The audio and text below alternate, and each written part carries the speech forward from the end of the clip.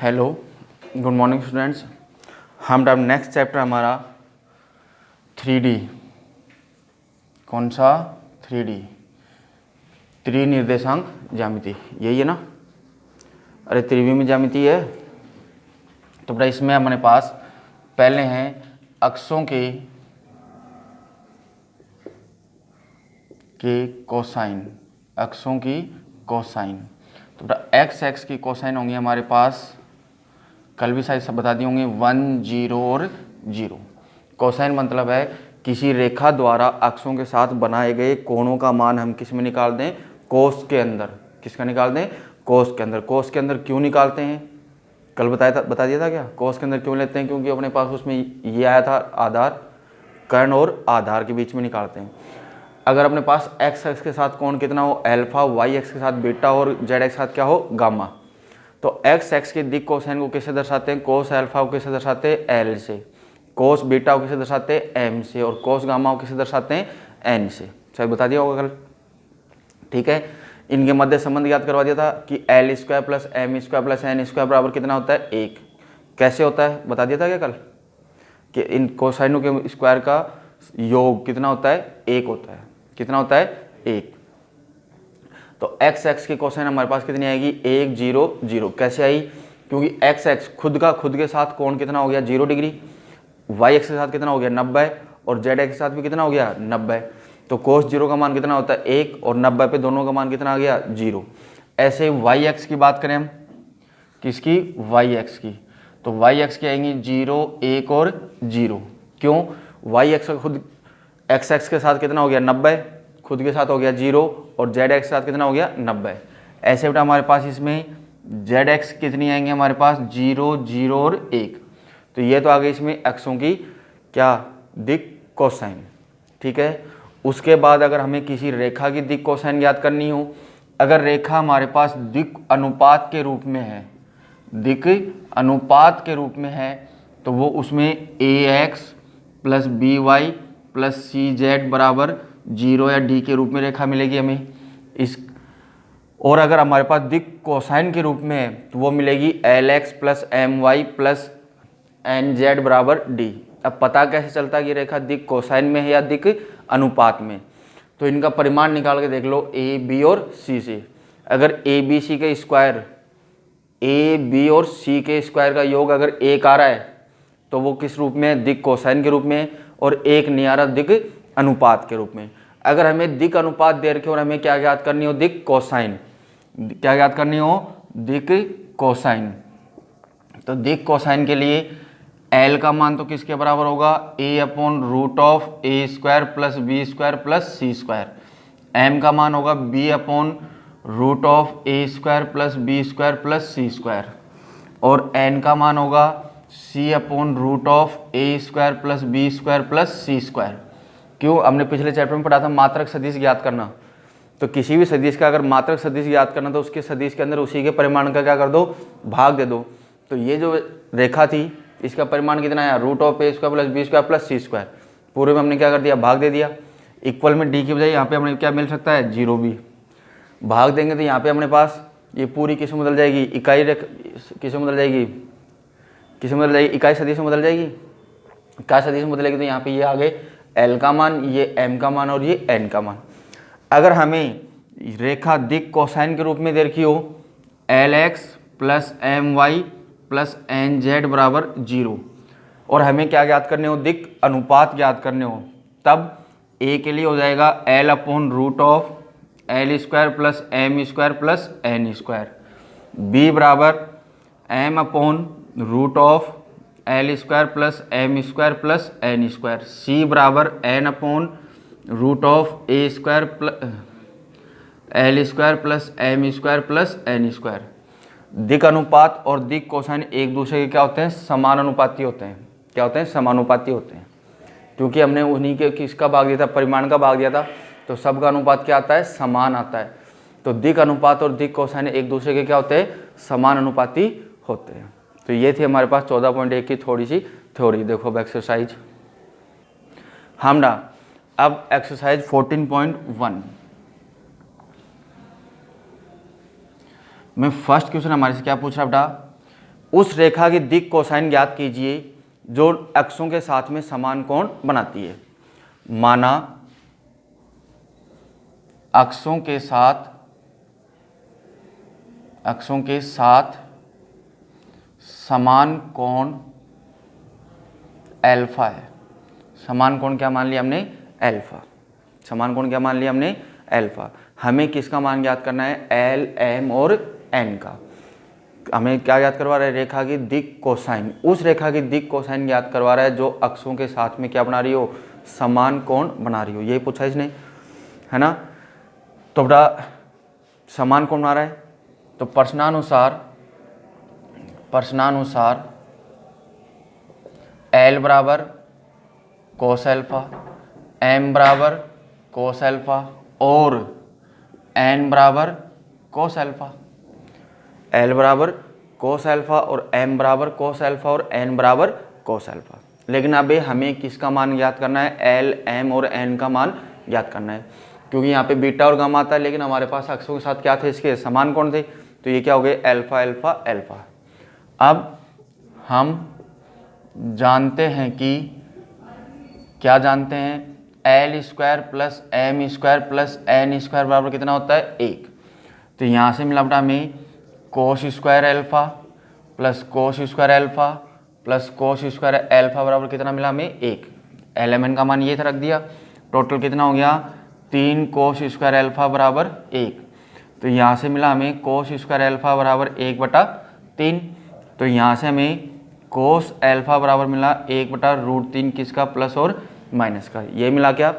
कोस alpha हमारे पास यहाँ पे किसके बराबर है? एल के। तो अतः रेखा की ये देखो यहाँ से हमारे पास आ गया एल बराबर था एम के बराबर था एन के। क्यों? कोस एल्फा कोस एल्फा कोस एल्फा है, बराबर कितना आ गया हमारे पास? Plus minus 1/√3। तो अतः रेखा की अक्षों के साथ दिक् कोसाइन क्रमशः प्लस माइनस 1/√3 प्लस माइनस 1/√3 और प्लस माइनस 1/√3। ओके, हमारे को क्या दिया था इसने? कि दी गई रेखा अक्षों के साथ समान। हमारा नेक्स्ट क्वेश्चन हमारे पास, दिए गए बिंदु से गुजरने वाली रेखा की दिक् कोसाइन ज्ञात कीजिए। दिए गए बिंदु से गुजरने वाली रेखा की दिक् कोसाइन। पहले हम निकालें बिंदु ए व बी से गुजरने वाली रेखा के द्विक अनुपात। तो द्विक अनुपात होते हैं यहाँ पे हमारे पास x2 minus x1, y2 minus y1, z2 minus z1। तो ये मिला हमें 4 माइनस 4, 5 माइनस 2, 7 माइनस 3। तो ये मिला हमें 0, 3, 4। तो दिक् अनुपात यानी ए का मान कितना हो गया हमारे पास? 0, बी का मान हो गया कितना? 3 और सी का मान कितना हो गया? 4। दिक् अनुपात हमारे पास क्या होता है बेटा? ए बी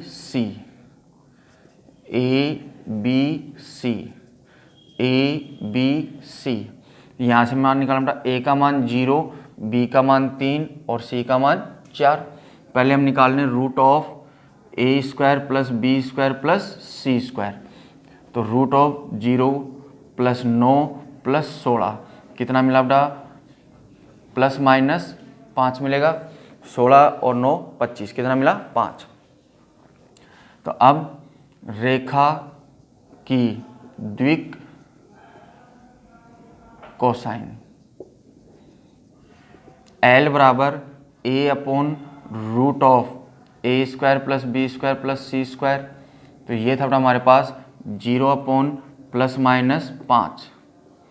एम बराबर B upon root of A square plus B square plus C square 3 plus minus 5।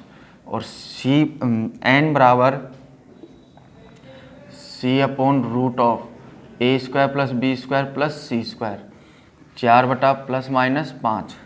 अतः रेखा की अभीष्ट द्विक कोसाइन 0 ±3/5 और ±4/5 है। ओके, तो ये मिल गया बेटा हमारे को रेखा की दिक कोसाइन। हाँ बेटा, नेक्स्ट क्वेश्चन है, रेखा आर द्वारा अक्षों के साथ बनाए गए कोण क्रम से कितने हैं? 45 डिग्री, 60 डिग्री और 120 डिग्री, और उसका परिमाण कितना दे रखा हमें? 2। तो सदिश आर ज्ञात कीजिए। देखो इसका हल, सॉल्यूशन प्रश्नानुसार अल्फा कितना है बेटा हमारे पास? 45 डिग्री, बीटा कितना है? 60 डिग्री, और गामा कितना हमारे पास? 120 डिग्री। तो बेटा एल बराबर कोस एल्फा कोस 45 डिग्री कितना मिला? 1/√2, 1/√2। एम बराबर कोस बीटा कोस 60 डिग्री कितना मिला बेटा? 1/2। एन बराबर कोस गामा कोस 120 डिग्री, तो कोस 120 को हमने लिख लिया कोस 180 माइनस 60, कोस 180 माइनस 60 क्या होगा? माइनस कोस 60 डिग्री होगा। कोस 180 माइनस थीटा क्या होता है? Minus cos theta. कितना मिला बेटा हमें? -1/2 ये मिला। तो सदिश आर बराबर एलएमएन के रूप में क्या होगी? सदिश आर की मात्रक सदिश क्या बनी? आर कैप बराबर क्या बनी? L I M J plus N बनी। आर कैप बराबर L I cap plus M J cap plus N K cap. तो ये हो गया बेटा हमारे पास R cap equal 1/√2 I cap plus 1/2 J cap minus 1/2 K cap. क्योंकि एलिमेंट जो होती है हमारे पास वो हमेशा कौन सी होती है? मात्रक सदिश होती है। कौन सी होती है? मात्रक सदिश। लेकिन हमें वो सदिश याद करनी थी जिसका परिमाण कितना हो? 2 हो। ऐसे हमने बहुत क्वेश्चन कर लिए पीछे, 2 या 3 क्वेश्चन कर लिए। ऐसी सदिश याद करो जिसका परिमाण 8 हो, ऐसी सदिश याद करो जिसका परिमाण 9 हो। तो अब सदिश आर बराबर क्या होगा? सदिश आर बराबर आर का परिमाण इंटू मात्रक सदिश। आर का परिमाण कितना था हमारे पास? 2, और ये थी 1/√2 I cap plus 1/2 J cap minus 1/2 K cap. तो ये मिला हमें √2 आई कैप प्लस जे कैप माइनस के कैप। तो ये आ गई हमारे पास हमारी अभिष्ट सदिश आर। मात्रक सदिश को उसी के परिमाण से क्या कर दो? गुणा कर दो, तो हमें क्या मिल जाएगी? सदिश मिल जाएगी। तो ये थी बेटा हमारे पास एक्सरसाइज 14.1। हम अब नेक्स्ट टॉपिक हमारे पास दिए गए बिंदु से गुजरने वाली तथा सदिश बी के समांतर रेखा का समीकरण। क्या कहा इसने? पहले हम कौन सा रूप ले रहे हैं? सदिश समीकरण। कि त्रिनिर्देशांक ज्यामिति में ये x, ये y और ये z, इसमें बेटा हमारे पास कोई बिंदु A है, इससे कोई रेखा गुजर रही है A, जिसके निर्देशांक हैं x1, y1 और z1, और कोई सदिश B हमें दे रखी है जिसके ये क्या थी? समांतर थी। जिसके ये रेखा क्या थी? समांतर थी। इस बिंदु की हमने मूल बिंदु के सापेक्ष स्थिति सदिश क्या मान लें? A मान लें। कोई अन्य बिंदु मान लिया हमने इस पे P, जिसके निर्देशांक क्या है? x, y और z, जिसकी मूल बिंदु के सापेक्ष स्थिति सदिश क्या है हमारे पास? R। मूल बिंदु के सापेक्ष स्थिति सदिश क्या है जिसकी? R। एक ऐसी रेखा का समीकरण ज्ञात कर रहे हैं हम जो दिए गए बिंदु A से गुजर रही है, और जो सदिश B के क्या है? समांतर है। B के क्या है? समांतर है। तो उसको ज्ञात करने के लिए रेखा, एक कोई भी रेखा वो अनंत बिंदु से मिलकर बनी हुई होती है। तो त्रिनिर्देशांक ज्यामिति में कोई बिंदु P ले लिया जिसके रेखा पे जिसके निर्देशांक क्या थे? x, y, z, जिसकी मूल बिंदु के सापेक्ष स्थिति सदिश हमेशा क्या रहेगी? R रहेगी। तो यहाँ पे कि माना ओपी सदिश की स्थिति सदिश हमने क्या ली है ए, और सॉरी ओ ए की, और ओपी की स्थिति सदिश हमने क्या ली है मूल बिंदु के सापेक्ष आर, ये लिए। तो एपी सदिश क्या बनेगी, ओपी की स्थिति पी की स्थिति सदिश माइनस ए की स्थिति सदिश बनेगी क्या। पिछले चैप्टर में पढ़ा था हमने दो बिंदु से गुजरने वाली रेखा की सदिश क्या बनेगी, ओपी सदिश माइनस ओ ए। तो ये हमारे पास क्या बनी आर माइनस ए। अरे ओपी की कितनी थी आर और ओ ए की कितनी है ए। अब परिभाषा परिभाषा में क्या कर रहा था बेटा कि जो ये एपी सदिश है हमारे पास, ये सदिश बी के क्या है समांतर है, यानी आर माइनस ए समानुपाती है किसके बी के। पिछले 13 चैप्टर में पढ़ा था अगर दो सदिश समांतर होंगे तो वो उनके दिक् अनुपात या दिक् कोसाइन एक दूसरे के क्या होते हैं समानुपाती। मतलब हमने ये परिभाषा पढ़ी थी आर माइनस ए बराबर होगा किसके लैम्डा बी के, पढ़ी थी क्या। दो सदिश अगर आपस में समांतर होंगी तो ए बराबर होगा किसके लैम्डा बी के। तो यहाँ पे ए का काम कौन कर रहा था आर माइनस ए कर रहा था, ए को उधर भेज दो तो आर बराबर हमें क्या मिला ए प्लस लैम्डा बी। तो दो दिए गए बिंदु से और दी गई सदिश के समांतर रेखा का सदिश रूप क्या होगा आर बराबर ए प्लस लैम्डा बी। ए क्या होगा दिए गए बिंदु की स्थिति सदिश, बी क्या होगी समांतर सदिश। ओके, ये तो हमारे पास इसका कौन सा रूप था सदिश रूप। अब हम ज्ञात कर रहे हैं इसका कौन सा रूप कार्तीय रूप। कार्तीय रूप मतलब अदिश रूप, कार्तीय रूप जिसमें आई जे के हट जाएं। तो अपने को पता है प्रश्नानुसार यहाँ से आर का मान क्या बन रहा है एक्स आई प्लस वाई जे प्लस जेड के बन रहा है क्या इसकी सदिश। अरे पी बिंदु की स्थिति सदिश क्या बन रही है मूल बिंदु के सापेक्ष एक्स आई प्लस वाई जे प्लस जेड के। ए की स्थिति सदिश क्या बन रही है हमारे पास एक्स वन आई प्लस वाई वन जे प्लस जेड वन के, ये बन रही है क्या। और अगर बुक के अनुसार मानो तो आप बुक में आपके पास यहाँ पे क्या दे रखी है एम, क्या दे रखी है एम। तो एम के अकॉर्डिंग यहाँ पे आपके पास कौन आ जाएगा क्या गया यहाँ पे आपके पास कौन आ जाएगा एम।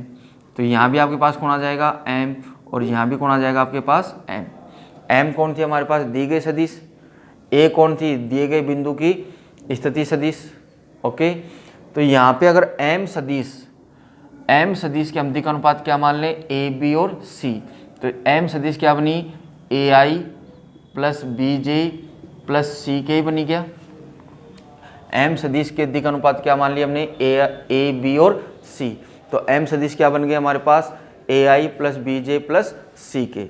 इन तीनों का मान हम इसमें रख दें तो आर का मान तो हमारे पास क्या था एक्स आई प्लस वाई जे प्लस जेड के बराबर ए का मान था एक्स वन आई प्लस वाई वन जे प्लस जेड वन के प्लस लैम्डा। एम का मान था हमारे पास ए आई प्लस बी जे प्लस सी के। तो ये मिला हमें एक्स आई प्लस वाई जे प्लस जेड के, दोनों को गुणा कर दो जोड़ दो लैम्डा को अंदर मल्टीप्लाई करके। तो ये मिला X one plus lambda A I, ये मिला हमें Y one plus lambda B J plus Z one plus lambda C K बार आ गया। मिली दोनों सदिश एक दूसरे के क्या हैं बराबर है। तो अपन ने पीछे पढ़ा था कि दो सदिश आपस में समांतर कब होंगे 13.1 में पढ़ लिया था जब उनके अदिश घटक या सदिश घटक एक दूसरे के क्या हो समान हो। तो यहाँ पे तुलना करने पर x बराबर मिला हमें x1 प्लस लैम्डा ए, y बराबर मिला y1 प्लस लैम्डा बी और z बराबर मिला z1 प्लस लैम्डा सी। यहाँ से लैम्डा का मान मिला हमें x माइनस x1 अपॉन ए हो जाएगा क्या। x1 इधर गया किस में हो गया माइनस में, a किस में गया भाग में। यहाँ से लैम्डा का मान मिला y minus y1 upon B और यहाँ से लैम्डा का मान मिला z माइनस z1 अपॉन में c। तीनों मान हमारे पास किसके हैं लैम्डा के, और लैम्डा इन सब में क्या था अचर राशि थी। और लैम्डा तीनों में समान है तो ये तीनों मान भी आपस में क्या होंगे एक दूसरे के समान, यानी क्या मिला x minus x1 upon A, Y minus y1 upon B, Z minus Z one upon C. ये रेखा के समीकरण का कौन सा रूप मिल गया? कार्तीय रूप। यहाँ पे ए बी सी क्या होंगे? दी गई सदिश के दिक अनुपात। x1 y1 z1 क्या होंगे? दिए गए बिंदु के दिक अनुपात। और x y z क्या होंगे? सदिश r के दिक अनुपात। ओके, तो ये थे हमारे पास दिए गए बिंदु से गुजरने वाली और सदिश m के समांतर रेखा का समीकरण के दोनों रूप। ये है सदिश रूप और वो है कार्तीय रूप। अगर आपसे क्वेश्चन में ये पूछा जाता है बोर्ड एग्जाम में कि दिए गए बिंदु से गुजरने वाली और सदिश m के समांतर रेखा का समीकरण ज्ञात कीजिए, अगर आपको ये नहीं दिया कि सदिश रूप है या कार्तीय रूप, तो आपको दोनों रूप ज्ञात करके देके आने होंगे। सदिश भी ज्ञात करना होगा और कार्तीय भी ज्ञात करना होगा। तो सदिश में कुछ नहीं है, दिए गए बिंदु ए की स्थिति सदिश बना लो, क्या बनेगी? x1i plus y1j plus z1 के। और सदिश m आपके पास होती है, तो यहाँ पे a का मान रख दो, लैम्डा और किसका मान रख दो? b का। r का आपको मान नहीं रखना है। अगर आपसे कार्तीय रूप भी पूछता है तो किसका मान हो रख दो? r का। तो इसको इस रूप में बदल दो, तो ये कौन सा रूप आ गया? कार्तीय रूप।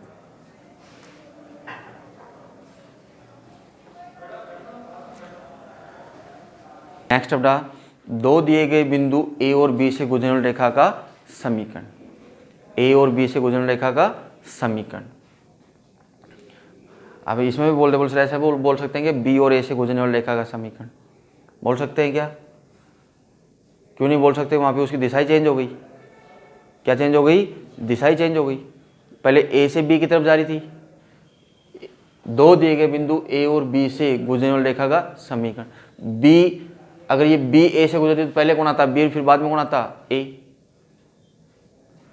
तो पहले बेटा देखो इसका सदिश रूप,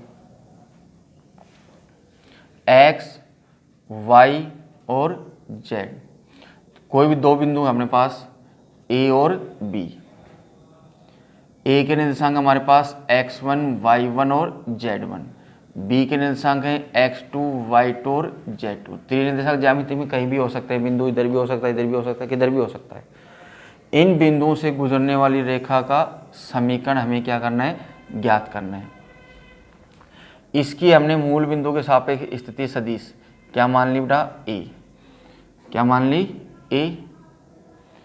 और इसकी मूल बिंदु के सापेक्ष स्थिति सदिश हमने क्या मान ली? बी।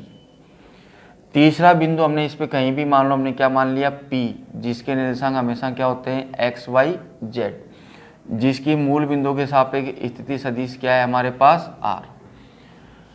आर क्या है? आर। कि माना ओ ए कितनी है हमारे पास? ए। ओ बी हमारे पास कितनी है? बी। और ओ पी हमारे पास कितनी है? आर।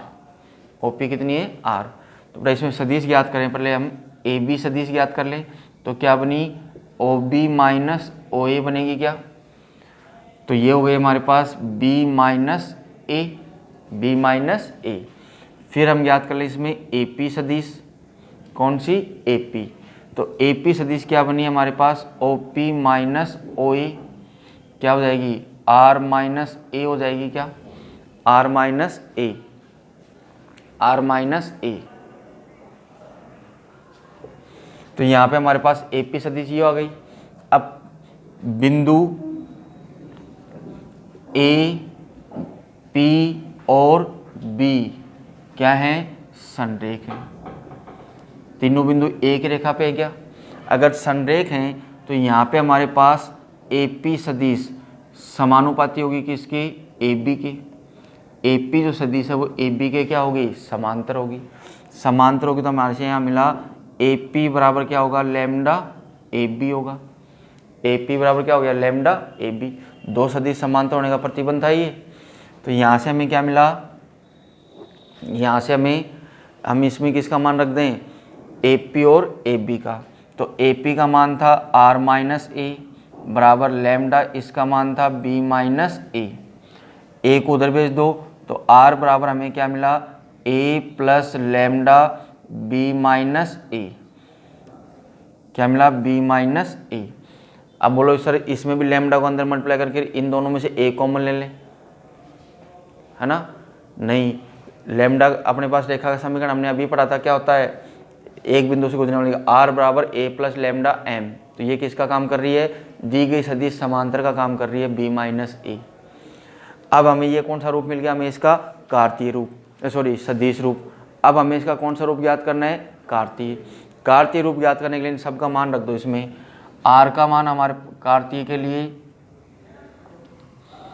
कार्तीय रूप, तो r का मान हमेशा हमारे पास क्या होता है, xi प्लस वाई जे प्लस जेड के।